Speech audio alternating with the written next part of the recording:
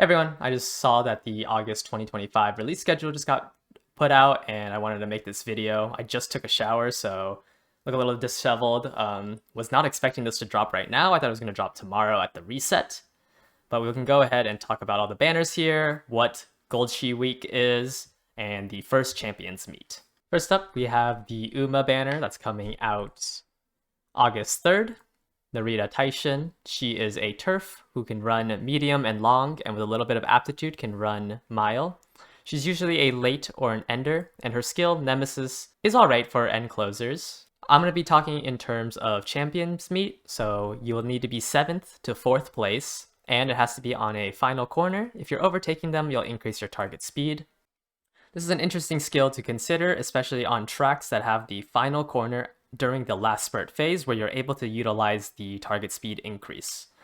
This can be kind of used as an inherit for end closers, but she is more often used as the actual end closer, as she does have encroaching shadow in her potentials, which is a skill that is currently not available on any supporter cards. It's not a must pull, but it is something to keep in mind when you might get spooked by it later on when pulling for another Uma. Next up, we have the supporter card that comes out August 3rd along with Narita Taishin.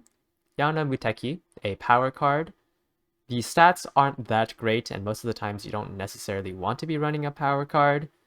The skill it's on isn't that great of a skill. This increases your speed when overtaking during the middle leg. There's just not many opportunities where you would want to increase your target speed. Usually only frontrunners care about being in first place. And if you weren't in first place already, you shouldn't be needing a gold skill to try to take first place. Especially since this is after the Kitas in Black banner, I doubt anyone has the carrots to pull on this banner, and it's just not something that you should consider. I do want to say this does have a slight use case when creating something called a frontrunner cover, where you are attempting to take over first place so that a frontrunner can't activate their skills, but it's just not worth pulling a supporter card simply for that.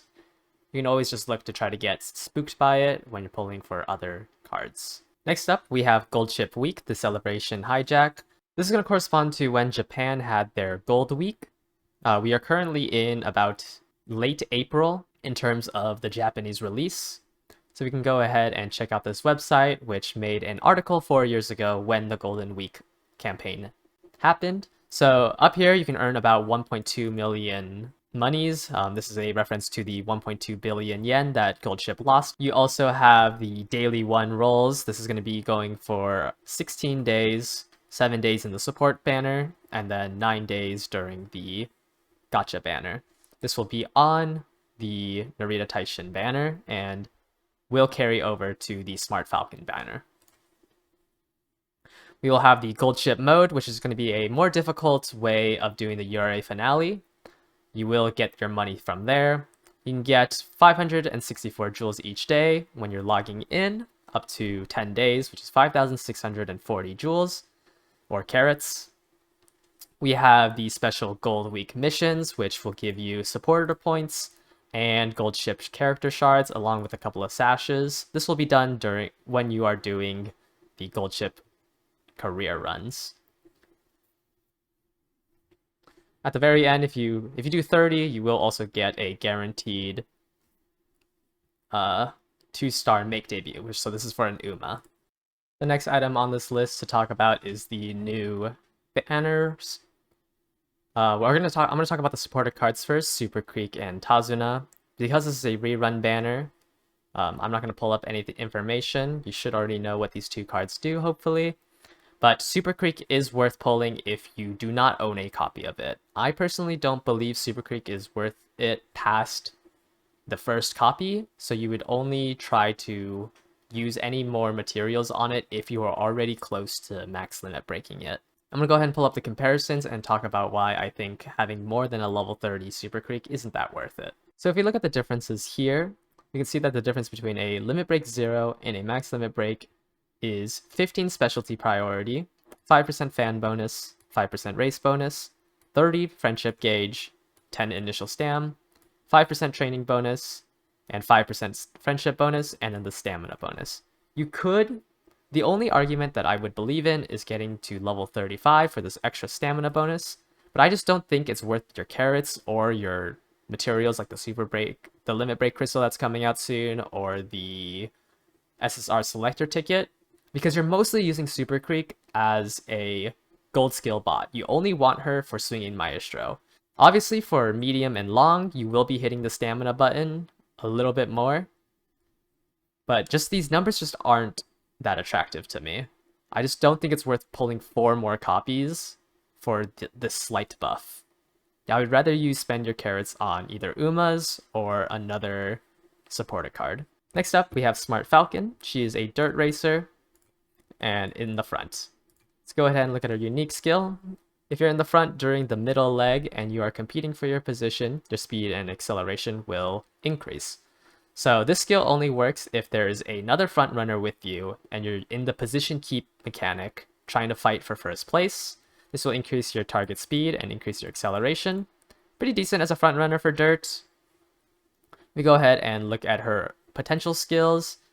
We have trending in the charts, which is yet another way to go ahead and try to increase your speed, though this does need you to be blocked for 2 seconds on the side, so it's a little bit harder to trigger. She has a 20% stat boost in speed and a 10% in power, so she's really good for maxing out speed, and you'll get the 10% in power while doing so.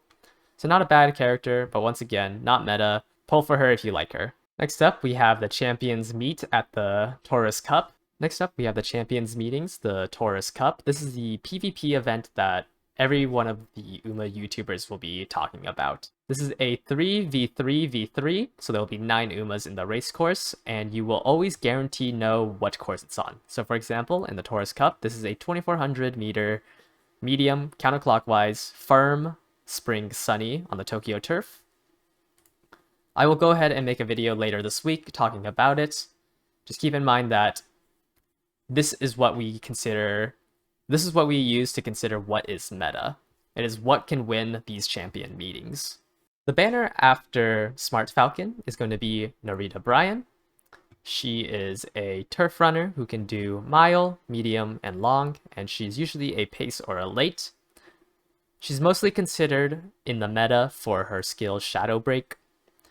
This is a very long trigger condition, but essentially it's saying that if you are attempting to pass from the outside during the final corner, you'll just increase your speed. You can get more if you got blocked earlier in the race. This is a very good general use unique for anything that isn't a front runner. You don't really necessarily need a pull for this. You can go ahead and try to find somebody to borrow this off of to make a grand legacy if you wanted the skill Shadow Break.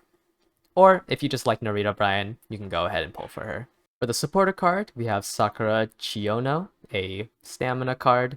This doesn't have the greatest stat sticks, and her support hints aren't that great. The gold skill she gives is Speed Star. You don't almost never want a target speed increase. This is just essentially a pretty useless skill. Most likely would not impact you whatsoever. Most of the times when we're considering skill strength, we're looking for acceleration during the start of the final leg, so you're able to hit your top speed as soon as possible. This 0.35 being added to your already around 20 meters per second is just such a small amount of speed. Next up on the agenda is the new legend races against Winning Ticket, Vodka, and Tokai Teiho. If we go ahead and look at it, it is going to be a Japanese derby, so it's going to be that 2400 meter medium turf against these 3. You can go ahead and see the stats here. So whenever you train up your medium racer, just try to pass these stat lines. Just keep in mind, once again, you cannot run Winning Ticket against Winning Ticket, or Vodka against Vodka, or Tokai Teiho against Tokai Teiho.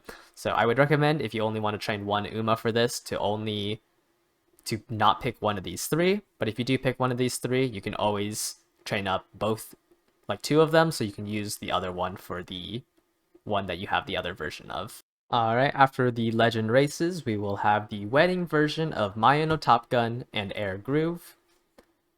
None of these are really considered part of the meta, but go ahead and pull for them if you like their design. I will never say to never pull on a banner. Maya no Top Gun skill is a little bit hard to consider, it's a little hard to read, but it's basically saying that if you're at the final corner and you're the first front of the pack, and you passed somebody, you increase your speed. The majority of the time when you want to use the skill, you want to use it for the increased acceleration, and that's a little bit harder to manipulate, so that's why we don't consider her a part of the meta. She can be used in every strategy for medium and long, so you can try to inherit a lot of good skills on her if you want this to be your main Uma. We have Air Groove here, who has 3 stat bonuses of 10%. The speed and the power is good, Guts is mediocre. She can be run in most distances. Long is a little bit harder to work with, but it's still possible to upgrade this if you want to just only run her. Unfortunately, it's a little hard to raise the front strategy, but you can run her as a pace and a late. Her skill, Eternal Moments. If you're near the front during the middle leg and you try to overtake somebody, your speed will increase. The skill is a lot worse due to it being in the middle leg, and the majority of the time you don't really care about your positioning when you're a pace chaser. But once again, if you like her design, pull on her banner. I'm not going to stop you. Next up, we have the 2 supporter cards. We have Kawakami Princess, a speed card. Has a very low specialty priority, pretty high friendship bonus for rainbow trainings at max limit break, and a power bonus.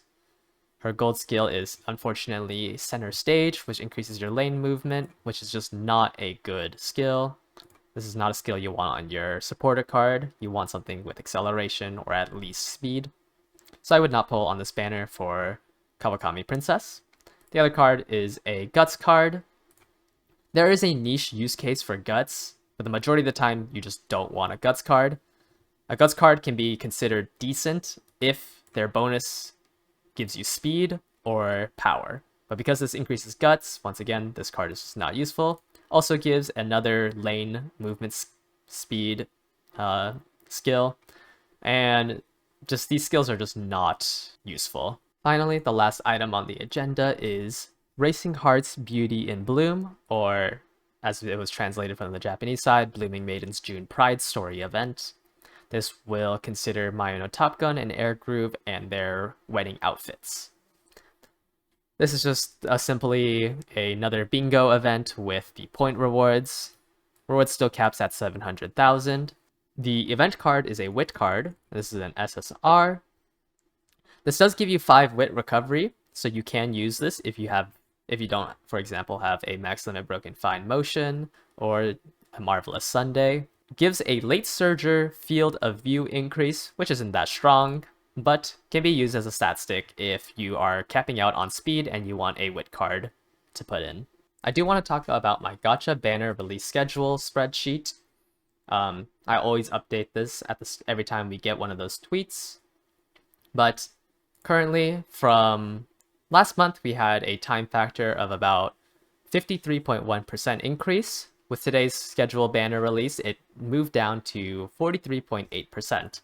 Thus, it's going to take us 9 years, 9 months, and 22 days to catch up to where Japan currently is due to a moving target. I did update my speculative banner dates down to what is currently out on Japan, which is Pandora. Obviously, some of these dates are highly inaccurate, mainly because every month the time factor will change. I do have our speculative scenario dates, but most likely this will still stay around 4 months between. You can go ahead and check in here. The meta picks are highlighted in pink, but just do keep in mind that meta Umas will always be a negative return on investment. If you were to win every PvP event with them, it would take you about 20 wins to recoup the loss from sparking. Focus more on the Uma that you want than what is strong. You can always just borrow somebody's in order to get the unique that you need. Also keep in mind that there's a lot of things missing from here, a lot of nuance that's missing from here. So please just reach out or just do a little bit of research before simply saying, oh, I need a pull on here because he put the pink on the right shower power and the friend card. Honestly, after Kitas in Black, there isn't really a must-pull banner. Most of it's just niche or slight upgrades. So depending on the strategy you want, it's more important to get skills from your supporter cards than it is to get a stat stick like Kitas in Black. Friend and group cards are usually highlighted here. It's good to have one, unless the rest of your deck is good enough where you can use your borrow slot on somebody's max limit broken version. All the way down here is Almond Eye Speed. This is the only card I will ever say is a must pull. Almond Eye, it does power creep Kitas in Black, but this is almost 2.5 years away. So you don't really necessarily need to worry about pulling for a new meta card. Just try to save up, spend it on Umas that you like. You can already see here there's so many highlighted Umas, so you can always build something that is strong for PvP if you do care about the meta. This banner will be linked down below. Go ahead and reach out to me in the Discord. Also will be linked down below if you have any more questions. Thank you guys all for watching. See you next time.